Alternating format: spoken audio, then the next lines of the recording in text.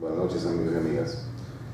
La verdad es que me complace enormemente participar en esta presentación de un libro que pienso yo que va a marcar la bibliografía sobre esta materia de la reconciliación peruano-chilena que apenas está en ciernes. Lo primero que quiero mencionar es que me une con Daniel una antigua amistad, porque los dos somos historiadores. Los dos además hemos estudiado la Guerra del Pacífico, tema complicado, un tema que motiva polémica hasta hoy, ¿no? Pero creo que lo que tenemos en común es que hemos tratado de leer de otra forma la Guerra del Pacífico. Leer, no repetir. Esta operación en el Perú no es fácil, y seguramente en Chile, para el que quiera hacer lo equivalente, tampoco lo es. De hecho, Daniel, por lo que cuenta en su libro, y la verdad que lo admiro mucho por esto, señala que él prefirió no ser lo que se llama un ratón de archivo, un hombre que busque el dato. Es muy legítimo eso, casi todos los historiadores lo hacemos, lo hemos hecho, lo haremos siempre. Él pone mucho énfasis en los enfoques de la historia. En un sentido, se podría hablar de la historiografía, o sea, de la manera en que la historia ha sido escrita, la historia de la historia, la historia de cómo se ha escrito la historia, que es la historia de los historiadores, es la historia de los contextos en que se escribe la historia. Y yo creo que en esto Daniel es uno de los más prestigiosos investigadores y académicos que tenemos en la actualidad.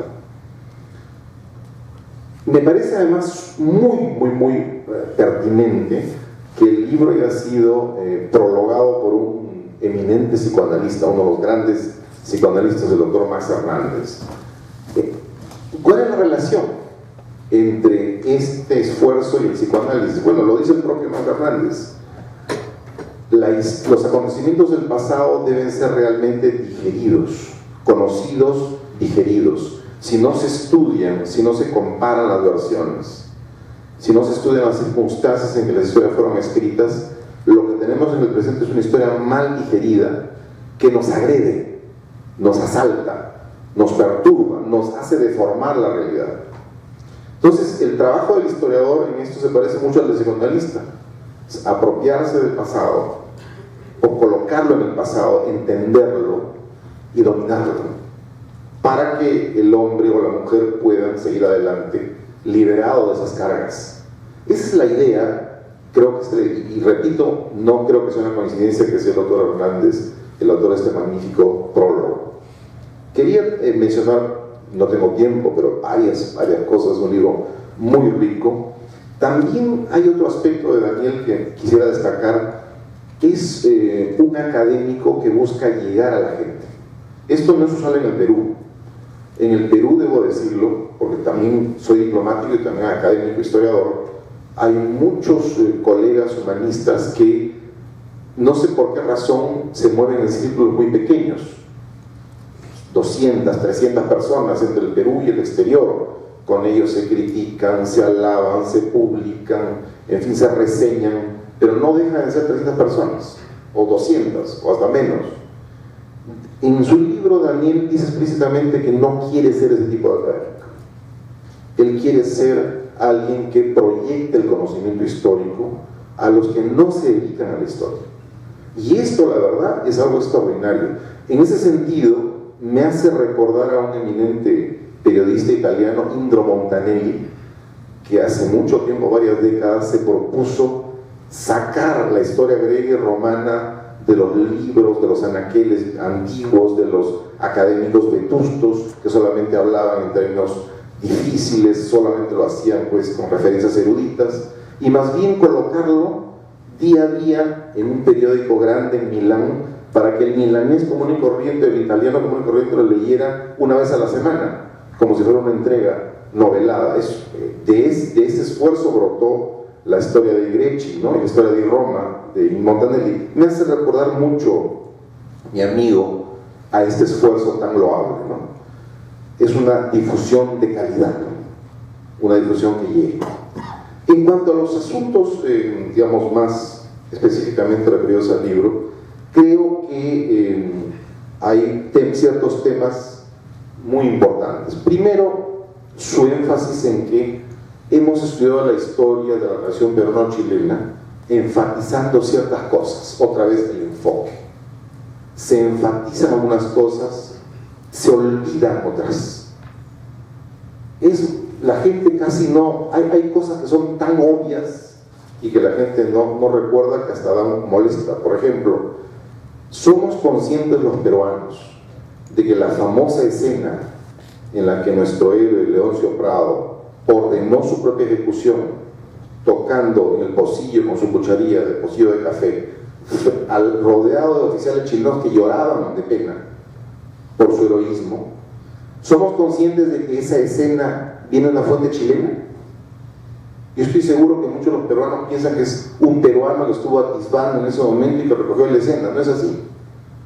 Es un testimonio chileno, además profundamente humano, sin ningún atisbo de artificialidad ni de propaganda.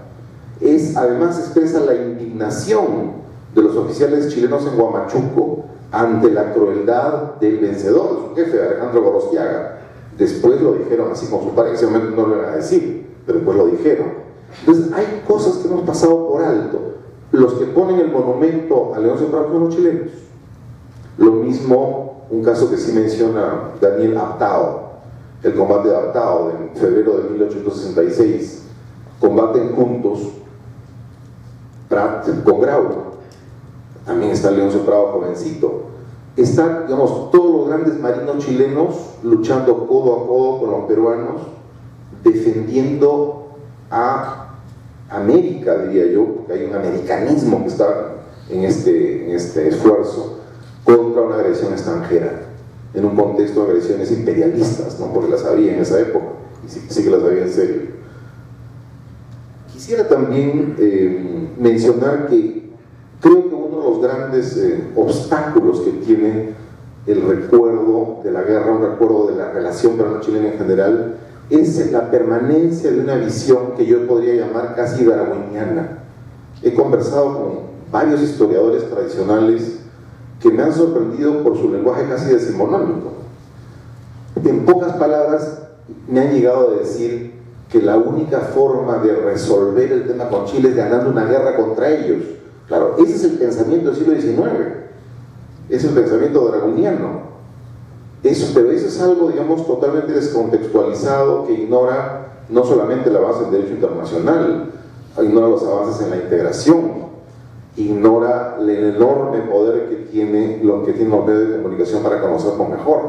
Y a fin de cuentas, que una relación bilateral tiene conflictos, pero también enormes aspectos fructíferos, como que se remontan, en el caso del Perú y Chile, al tiempo virreinal.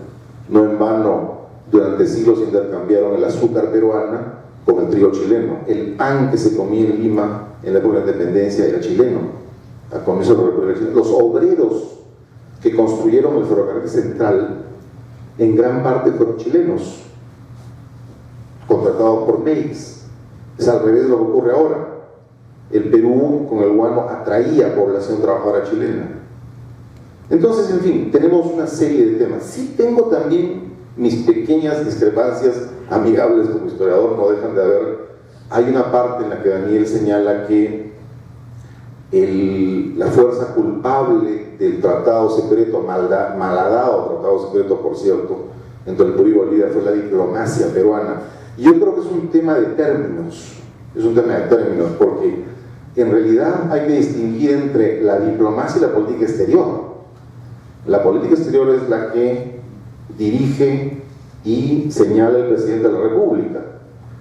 La diplomacia, los diplomáticos somos los que ejecutamos, coordinamos, organizamos la orden que da el presidente. Desde ese punto de vista, el culpable del Tratado Secreto 63 no es la diplomacia peruana, es el presidente Manuel Pardo, poniendo bien los términos. De hecho, en mis investigaciones he encontrado testimonios de diplomáticos peruanos que, claro, no podían difundir en los periódicos, pero sí a nivel de Cancillería protestaban por este mal manejo de la línea diplomática. Había que combinar una alianza diplomática con Bolivia y con Argentina, pero sustentándolo en la disuasión naval. Si el Perú hubiera actuado como un Estado maduro en la década de los 70 del siglo XIX y hubiera combinado bien estos elementos, no habría habido guerra del Pacífico. Yo dudo muchísimo que ningún grupo en Chile, por más apetecible que hubiera sido el salitre, hubiera comenzado una guerra teniendo el Perú el Huáscar, la independencia y además 2 barcos que se pensaron comprar y para los cuales hubo una ley de compra que terminó siendo ignorada. Entonces el tema es, repito, sumamente rico. También me aprecio mucho que Daniel señale que a su entender Miguel Iglesias no es un traidor. Yo creo que no fue un traidor, personaje polémico, sin duda, ¿no? Me atrevería incluso a decir que es un poco exagerado haberlo llevado a la cripta de los héroes, probablemente, pero definitivamente no fue un traidor, como se ha dicho, ¿no? Llamarlo traidor implica desconocer la enorme complejidad de las circunstancias de ese momento.